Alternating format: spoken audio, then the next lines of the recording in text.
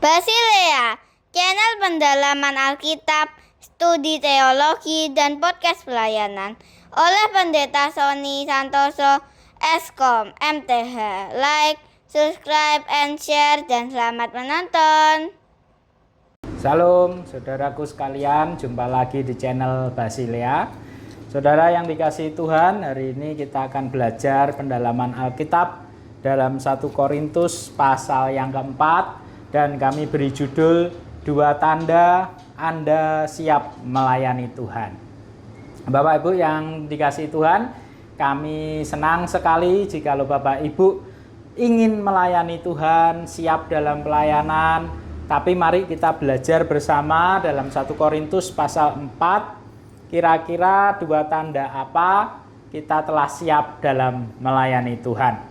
Yang pertama, saudara sekalian, tanda pertama adalah dapat dipercaya. Saya baca ayat 1 dan 2 di pasal 4. Beginilah hendaknya orang memandang kami sebagai hamba-hamba Kristus yang kepadanya dipercayakan rahasia Allah, yang akhirnya dituntut dari pelayan-pelayan yang demikian ialah bahwa mereka ternyata dapat dipercayai. Nah, saudara sekalian, menjadi pelayan Tuhan harus punya karakter yang utama. Nomor 1 adalah dapat dipercaya. Jika kita terjun dan aktif melayani Tuhan lalu kita tidak dapat dipercaya, maka itu justru akan menjadi batu sandungan pelayanan kita itu, saudara. Karena itu sebelum melayani Tuhan, sebelum lebih lagi kita dipakai Tuhan lebih dahsyat dalam pelayanan yang dipercayakan kepada kita, namanya saja dipercayakan, saudara, maka saudara harus menjadi pelayan Tuhan yang dapat dipercaya. Nah, dapat dipercaya ini ada 3 hal, saudara. Contoh dapat dipercaya. Yang pertama tentang dana ya, saudara. Saudara, kita harus dapat dipercaya tentang keuangan, tentang dana. Jikalau kita pegang kas, jikalau kita pegang donasi, kepercayaan terhadap keuangan itu seperti dasar, saudara. Jikalau kita tidak bisa dipercaya dalam keuangan, maka sulit untuk kita dipercaya dalam hal-hal yang lain.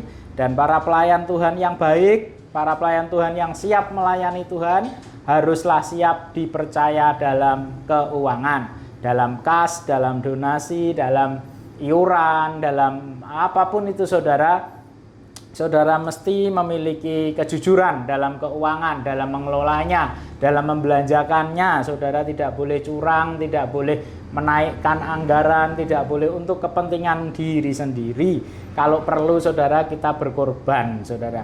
Kalau dana sekian harusnya dapat yang sekian, kita tidak boleh mengecilkan itu, saudara, sehingga dapat bahan atau barang yang lebih jelek. Tapi justru kalau bisa kita berkorban, dana sekian dapat barang atau bahan yang lebih baik, saudara. Yang kedua, saudara, dapat dipercaya dalam tugas. Apabila kita diberi tugas, ada deadline-nya, persiapan dalam pelayanan apapun, saudara, kalau siap katakan siap. Kalau memang Anda belum siap, jangan diterima dulu, saudara. Saya dulu belajar ada sebuah kata mutiara yang bagus ya, saudara. Tidak setiap pintu yang terbuka Anda masuki, tidak setiap pintu yang terbuka Anda masuki, tapi Anda mesti melihat apakah di pintu yang terbuka itu ada rencana, ada kehendak Tuhan untuk Anda. Artinya apa, saudara? Tidak setiap kesempatan dalam pelayanan yang ada harus kita masuki, saudara. Kita mesti tahu apakah dalam bidang pelayanan ini ada rencana Tuhan untuk kita atau tidak. Dan ketika kita sudah menerima, sudah siap, saudara mesti profesional, saudara mesti tanggung jawab. Tidak boleh lupa, tidak boleh belum selesai, tidak boleh belum kelar, dan sebagainya, saudara-saudara.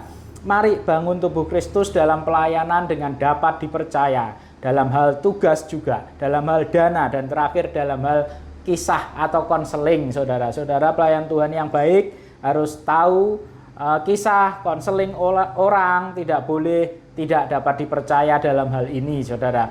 Jika ada hal-hal yang sekiranya negatif, tidak perlu kita ceritakan. Jika ada hal-hal yang sekiranya memperburuk keadaan, tidak perlu kita ceritakan. Dan ada hal-hal yang rahasia juga tidak perlu diceritakan. Mari saudara menjadi pelayan Tuhan yang siap melayani dengan cara dapat dipercaya. Yang kedua saudara, ini tanda yang tidak mudah saudara, tapi ini tanda bahwa saudara benar-benar telah siap melayani Tuhan dan benar-benar dipakai Tuhan, akan dipakai Tuhan lebih dahsyat lagi. Yaitu apa saudara? Siap dianggap sampah dunia. Saya baca ayat 12 sampai 13. Kami melakukan pekerjaan tangan yang berat.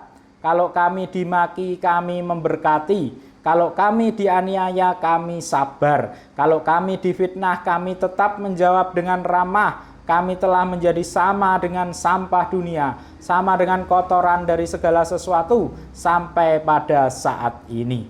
Nah saudara, ketika saudara akan terjun dalam pelayanan, tanda saudara telah siap adalah saudara siap juga dianggap sampah dunia. Kita bukan sampah dunia, kita bukan sampah masyarakat, kita pelayan Tuhan yang sejati, yang ingin melayani Tuhan dengan baik. Tetapi saudara, kemungkinan besar kita akan mengalami kita dianggap sama seperti sampah dunia. Bahkan Rasul Paulus pun mengatakan, kami telah menjadi sama dengan sampah dunia, sama dengan kotoran dari segala sesuatu sampai pada saat ini. Dengan jangka waktu kapan saudara? Tidak terbatas saudara. Bahkan sampai Rasul Paulus menulis pun masih ada orang yang menganggap dia sama dengan kotoran, sama dengan sampah dunia. Nah saudara, jika dalam pelayanan kita tidak siap untuk merendahkan hati, tidak siap untuk dianggap sampah, dengan cara apa saudara kita dianggap sampah? Ada 3 contoh saudara. Kalau kami dimaki, nah, jadi contoh yang pertama saudara dianggap sampah oleh orang lain ketika saudara dimaki, kan begitu ya. Nah saudara, apa yang Rasul Paulus jawab? Kalau kami dimaki, kami memberkati. Maka sebagai pelayan Tuhan, jikalau kita dimaki saudara, kita harus memberkati. Jangan membalas makian dengan makian. Tanda yang kedua saudara dianggap seperti sampah dunia adalah kalau kami dianiaya, kami sabar. Nah saudara, Rasul Paulus mendapat banyak penganiayaan. Apakah Rasul Paulus kriminal seperti sama dengan sampah masyarakat? Tidak saudara.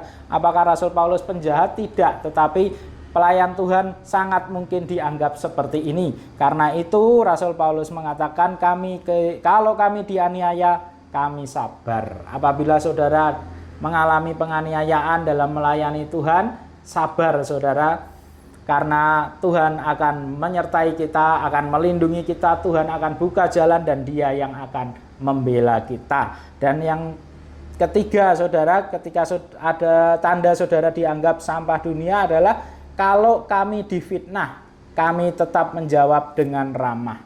Nah fitnah ini memang banyak sekali saudara akan bermunculan di dalam komunitas dan tidak terkecuali komunitas pelayanan. Karena tidak selalu orang memfitnah kita itu dengan sengaja saudara. Mungkin dia tidak tahu yang sebenarnya terjadi karena orang itu suka sekali menduga-duga sesuai dengan yang negatif saudara. Tetapi seorang pelayan Tuhan yang siap dalam melayani Tuhan, dia juga harus siap difitnah. Dan ketika difitnah maka tetap menjawab dengan ramah.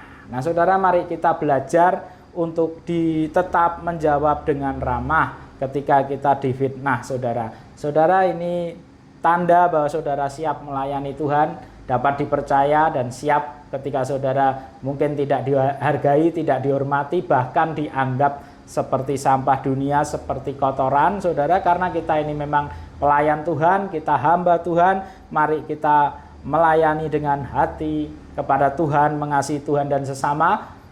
Meskipun sekalipun kita tidak dianggap, sekalipun kita dianggap seperti kotoran, sekalipun kita dimaki, sekalipun kita dianiaya, sekalipun kita difitnah, mari kita tetap jawab dengan baik, tetap memberkati, tetap mendoakan, tetap sabar saudara.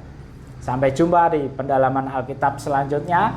Selamat beraktivitas. Tuhan Yesus memberkati pelayanan saudara dipakai lebih dahsyat. God bless you.